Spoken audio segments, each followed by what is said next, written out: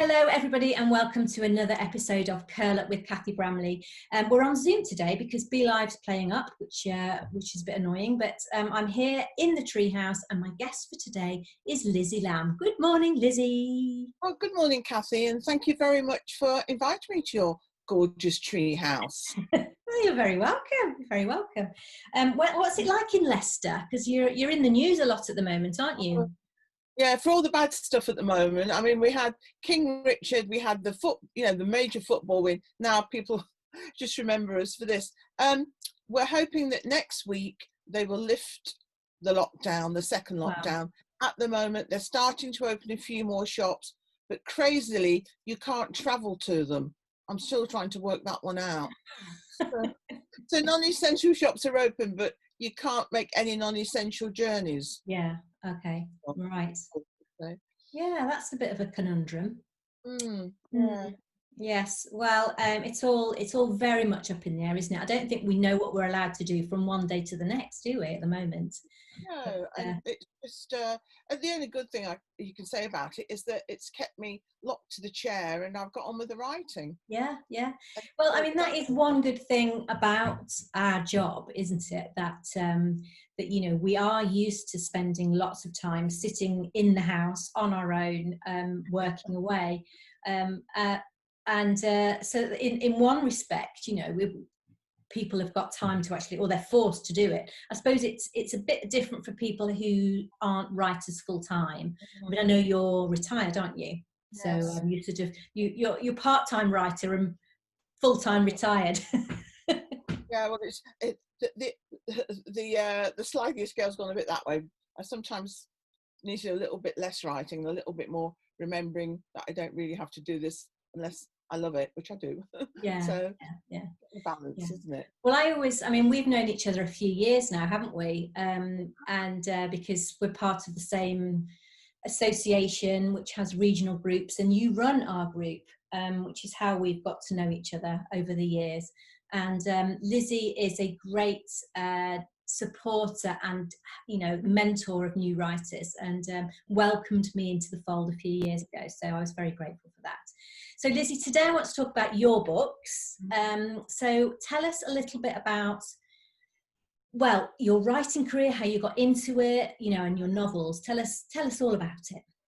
Well, I was a teacher for 34 years, and I've always enjoyed writing from when I was a child. And when I was a teacher, I used to put plays on and dance things. So I was always being as creative as I could within restrictions. But when I gave up teaching, I took early retirement at 55. I decided I'm going to stick in with it. I'm going to write one book, come what may. And I'm on number 7, starting to write number 7 now. And as you know, it's very addictive, isn't it? Because it is. If you like, I like losing myself in the world of writing. So, I mean, I'm sure people say the same to you. My mother-in-law said, "Where'd you get all your ideas from?" I said, "Oh, that's not the problem. Yeah. The ideas are teeming, aren't they? They're teeming out your head all the time." So I decided to self-publish because I just thought, with my age and everything that was happening, I didn't want to wait 3-4 years to get a publishing contract. And in 2012, indie publishing was so new, you could just get on and do it. Since then, it's become a very crowded field, I have to say, and you have to struggle now for people to find you and to be seen. But so that was when you published your first in 2012, did you? Yes, I formed New Romantic Express with Adrienne Vaughan, June Kearns and Max Cullingford. And some of us have gone on to write more books. Some are still on their 3rd book. It's just the pace that we work at. Yeah. Because, it was 2012. And I was quite surprised that anyone found my book. But now, strangely enough, I've got more books out there, but I've got to work harder to be seen because there's thousands, must be millions of books out there on Amazon. So... So your first book was a year before my first, because my first one came out in October 2013, my first self-published book. I hadn't realised, for some reason I thought you'd been writing longer than that. No, because well, I did have, what happened, I did have an agent in 1990. I got an agent because I was writing Mills and Boons. Wasn't everybody in those days. Anyway, I was getting closer and closer and closer. And then I was offered a deputy headship. And I was like, oh, do I go for something that's going to give me a pension in my old age? And in the end, I said to the agent, look, I'm just going to have to press my publishing, press the button on my publishing career and pick it up later. So that's what I did. And you've always set your books, I think. Can you hear that aeroplane? Oh, yeah. Yeah. You always set your books in Scotland, is that right? All of them? Well, yeah, the first one was in Scotland, and then the second one, Boot Camp Bride, I set in Norfolk because I know Norfolk very well. And I think it was before I realised, really, that readers tend to follow you for a certain type of book, don't they? And they don't like you bobbing around. So the feedback I was getting is, please write more Scottish books. So then I wrote 2 more Scottish ones. And then my last one I set in America. But I'm back to Scotland for the rest of them now because I find I don't even have to think about writing about them. It just comes, Yeah. What's your links to Scotland? I was born there. All my family are Scottish in the Central Belt, but nobody wants to read about the bit between Glasgow and Edinburgh. They all want to read about the bit that's further north, where they all think the men in kilts and the reindeer live, that kind of thing. But my connection is I try to bring different Scottish characters into the books because not everybody is a member of the landed gentry and lives north of Inverness. So but I can draw upon my roots. And we moved to Leicester when I was about 13, and I've lived in Leicester ever since. But my heart is in Scotland, really. Oh, would you ever go and live there permanently, do you think? I'm every time I go up there, I'm very, very tempted, but I'll be leaving more behind in Leicester than I would be gaining in Scotland, I think. So just for holidays now. Yeah, really. just hitch up the caravan and off you go. Yeah, when they let us. When we Nicola lets us in, I'm off. Because I've always sort of slightly envied yours and your husband's life. You sort of seem to right, we're off, folks, see you in a month. Then you get in your caravan and off you tootle, and and then you post your pictures of your journey and where you're staying, and it always looks so idyllic. And it's sort of the dream, really, that you can do your writing and have that passion and that real love of yours for writing and still manage to live a really a life where you've still got a lot of freedom. And that's the great thing about writing, isn't it? It fits in. You can do it anywhere. Yeah. And my husband Dave knows how important it is to me, so he's quite accepting of, I've got to write now, or I've got to write later on this afternoon or something, and he just goes on eBay and knock on the door, as we were just saying earlier, knock on the door, something arrives. So anyway, yes, I'm very, very fortunate.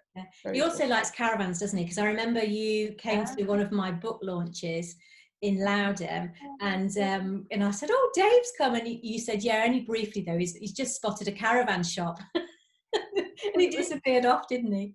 Oh, I mean, it was quite funny. He bought our first caravan for £300 off eBay, where else? And he hid it in his brother's barns on his brother's farm, because he didn't quite say that confessed that he bought a caravan. And I went into the barn. I said, oh, look, it's just this lovely little caravan. He said, well, actually, it's ours. And we're on the 5th caravan now. We kept upping the stakes, Oh, I've got to have this, got to have that. So I think the one we've got is the best we can have for what we want. But no, he loves it too. Have you ever thought about having a motorhome?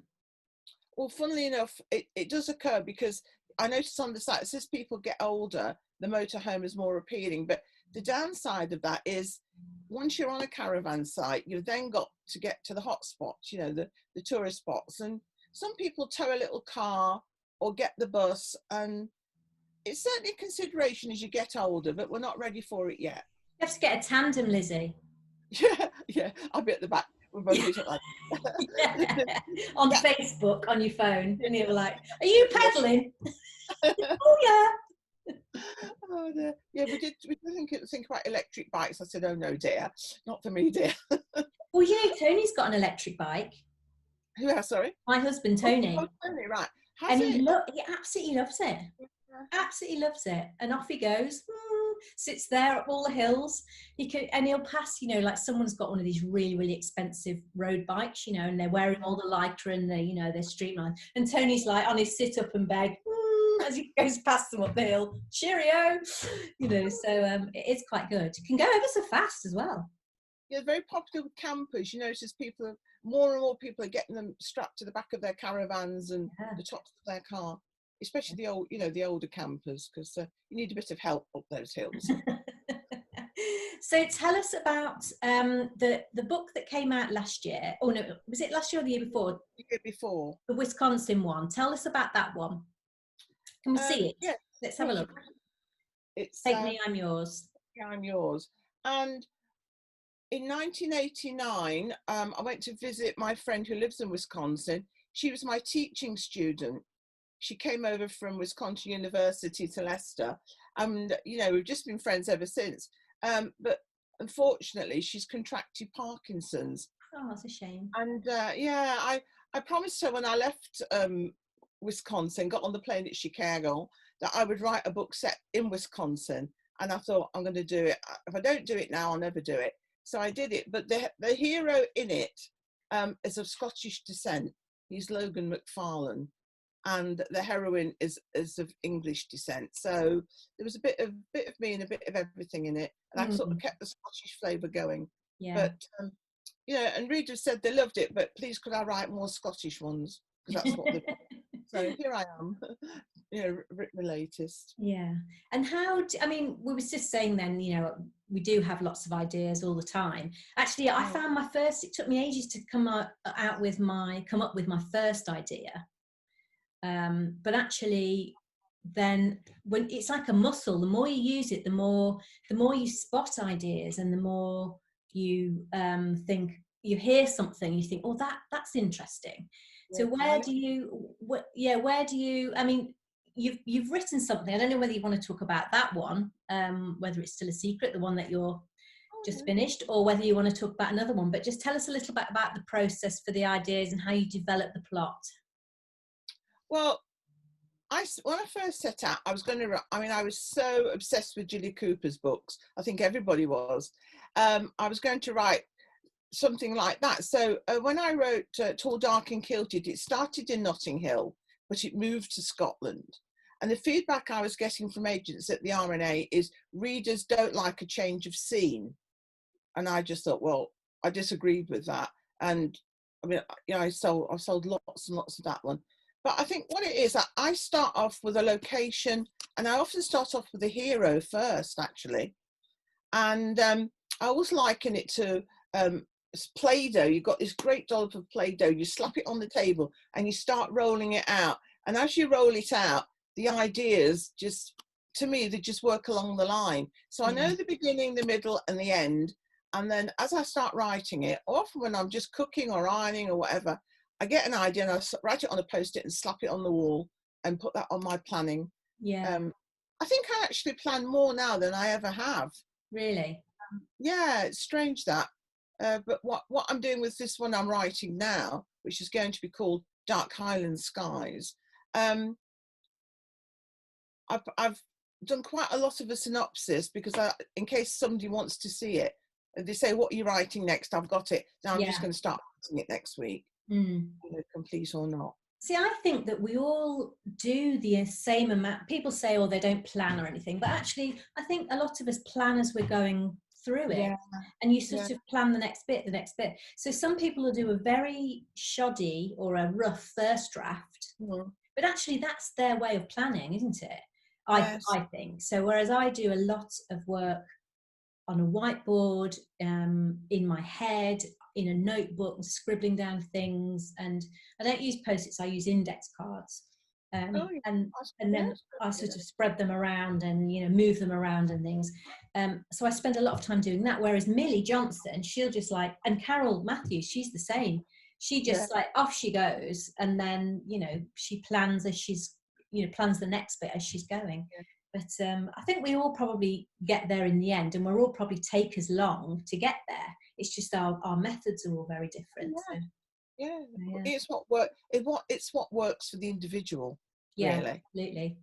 I And mean, sorry, Cathy, go on. I was going to say, how do you? I know you've got a group of people you work with. I mean, you know, your friend June you work with, don't you? And she'll. Do you bounce ideas off each other, or Yes, how does that work? we do. And Adrienne, they're my two main ones. But I do have to say, my husband Dave, I especially to get the male point of view. In fact, I asked him, the one I've just finished, he said, you can't do that to the hero. That wouldn't be fair. I said, look, you've got to torture your hero a bit in a romance, but then it all comes right. And he was going, well, I don't know about that. So, yeah, and I've got a friend in Italy, Isabella Tartaruga, and she's an avid reader. And I often throw ideas at her and say, would that appeal to you or not? But in the end, you decide on your own, don't you? Yeah. But I couldn't get by without my writing mates. They're very fundamental to me. I mean, that's the lovely thing about writing. I mean, you and I have both had careers before we've come to writing, and I don't know about you, but I just find the whole publishing business and writing community so friendly and supportive. Yeah. You know, everybody's there to give you a leg up, I find, which is great. Oh, yeah. Well, you mentioned Carol Matthews. I mean, I met her first as a fan, and as you know, we've become friends since then. So I've had a lot of advice from Carol, and Carol, she tells it like it is. Yeah. So I say this A to her, and she'll say, well, maybe A, but maybe B and C. So yeah, and people like Millie as well. They're not, they don't keep your arm's length, which is very nice. Well, they've got to at the moment. Yeah, well, yeah. Well, no one's coming near me. I'm a pariah. But so the RNA has been very good for that, actually. Yeah. The first time you go, you see all your heroes, and you think, oh, I don't speak to her. But 2 years ago, I met Julie Cooper at the awards ceremony, and she was even nicer than I thought she would be. And she just said, oh, keep writing, darling, keep writing. So that's I was like that when I met Marion Keyes. I was just I think I was just like I couldn't shut up. I was so excited. Poor woman. You must be used to it, I think. I think you probably are, yeah. So what are you reading anything good at the moment that you want to recommend? Are you a big reader? I don't read as much as I probably should, just because of time. I'm reading Carol's latest, Summer Breezes and Sunny Days. That's Sunny Days and Breezes, yeah. Yeah, so I'm really enjoying that, because she went to the Isle of Wight last year, and then I went 2 months later, and she got all my good weather. It just tipped it down. So I said to her, I've got a bit of a grudge over that one. But no, I'm reading that. I'm enjoying it. I spend a lot of time reading newspapers, because it takes your mind at a different, onto a different tangent. And I do pick up a lot of ideas from newspapers. Arty things, especially, this sounds a bit grim, especially obituaries, because you read about people who've had such interesting lives. That's true. And you just think, that would be a great character trait, or stuff like that. And I read your Patchwork Family, which you gave me at Christmas. I adored that. Oh, thank you. Yeah, so there's only you and Carol I think I've read this year, because it's just finding the time, really. It's a bit of a struggle. Yeah. Oh, well, listen, it's been absolutely lovely to talk to you. I wish you every success with the book that you've written. And under Highland Skies? The one, Penhaligon's Highland Bride is the one that's waiting to be finished off. And the next one is Dark Highland Skies. Dark Highland Skies, lovely. You can just picture the cover for that. Lovely. Bit of a couple and lots of stars. Lovely. Fabulous. Listen, I'm going to say goodbye, Lizzie. Thanks so much for joining me today. It's been a real pleasure, and I wish you a wonderful weekend, and I hope you get out of lockdown soon. Take care. I'll probably go mad. Thank you, Cathy. Thank you. Okay. Bye-bye. Bye.